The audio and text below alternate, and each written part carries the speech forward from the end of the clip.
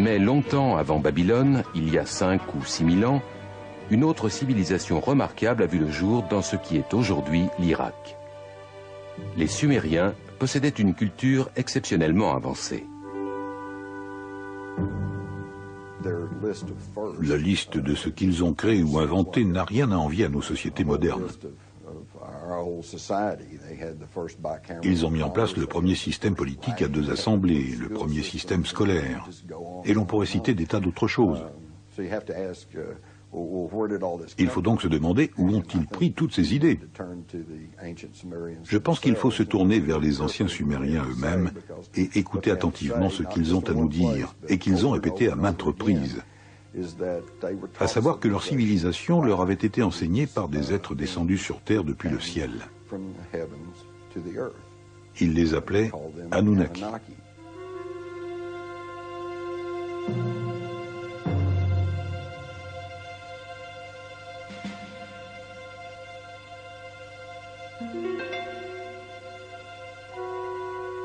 Les Sumériens ont écrit leur histoire sur des tablettes d'argile, comme celle-ci, oubliée pendant un demi-siècle dans un recoin d'un musée de Berlin. Peu de personnes ont réussi à déchiffrer cette langue ancienne. Zecharia Sitchin est l'une d'entre elles. Les écrits et les éléments picturaux qu'ont laissés les Sumériens derrière eux, et qui datent de 6000 ans, parlent de gens venus d'une autre planète,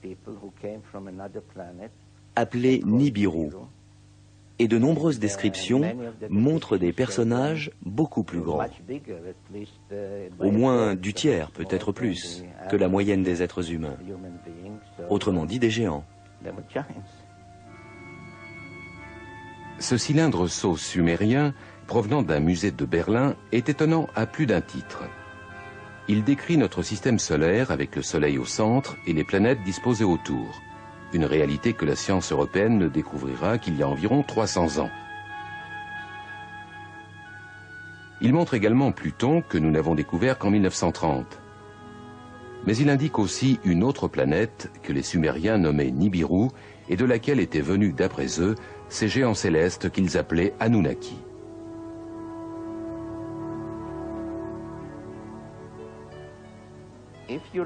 Si l'on observe les 3 personnages représentés ici, on voit qu'ils sont à peu près de la même taille. Mais si l'on garde à l'esprit le fait que cette divinité est représentée assise et que l'on extrapole sa taille à partir de la distance comprise entre son genou et sa hanche, on réalise qu'il doit mesurer environ 3 mètres, un géant. C'est l'un de ceux qui serait venu sur Terre depuis le ciel. Cherchant les signes d'une existence extraterrestre, les astronomes ont poussé leurs investigations de plus en plus loin dans l'univers. Mais peut-être auraient-ils pu se contenter de regarder plus près. C'est dans notre propre système solaire qu'un mystérieux objet a récemment été détecté à proximité de l'endroit où les Sumériens avaient situé leur fameuse planète Nibiru, fief des Anunnaki.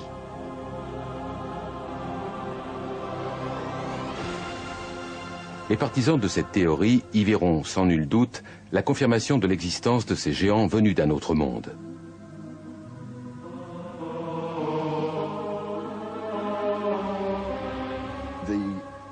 En gros, l'ancien texte sumérien nous dit qu'il y a plus de 400 000 ans, ces Anunnaki sont venus de l'espace et ont atterri sur notre Terre, dans la vallée du Tigre et de l'Euphrate.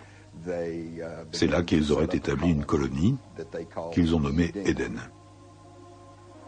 Dans la Genèse, Éden est l'endroit où Adam fut créé à partir d'une poignée de terre et Ève née de l'une de ses côtes.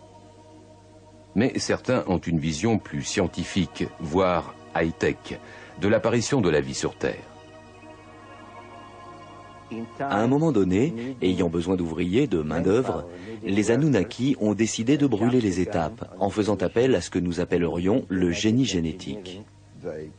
Ils ont pris le sperme de l'un des Anunnaki, qu'ils ont associé à l'ovule d'un humanoïde primitif, probablement l'un de ces êtres dont les paléontologues trouvent aujourd'hui les restes en Afrique, comme la fameuse Lucie. et ils ont produit une espèce hybride qui allait devenir Cro-Magnon ou l'homme moderne.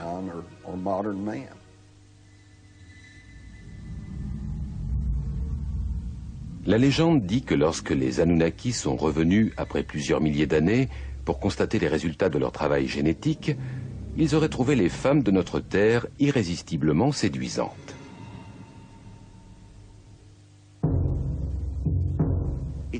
Tout cela est dans la Bible. On peut lire dans la Genèse que les fils de Dieu vinrent trouver des filles d'hommes dont ils eurent des enfants qui seront des héros. Ces titans se révéleront si destructeurs que les Anunnaki qui les avaient engendrés décideront de les tuer. Le livre apocryphe de Baruch précise même le nombre de géants qui auraient été supprimés. Le livre de Baruch précise: alors Dieu fit le déluge. Il détruisit toute vie sur terre, y compris les milliers de géants qui l'habitaient.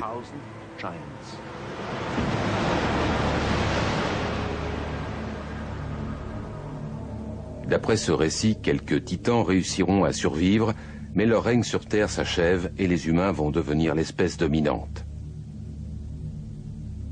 Les géants vont toutefois continuer à vivre dans la mémoire des hommes, telle une image étroitement associée à nos origines. Pour certains, il s'agit de bien plus que d'une simple réminiscence.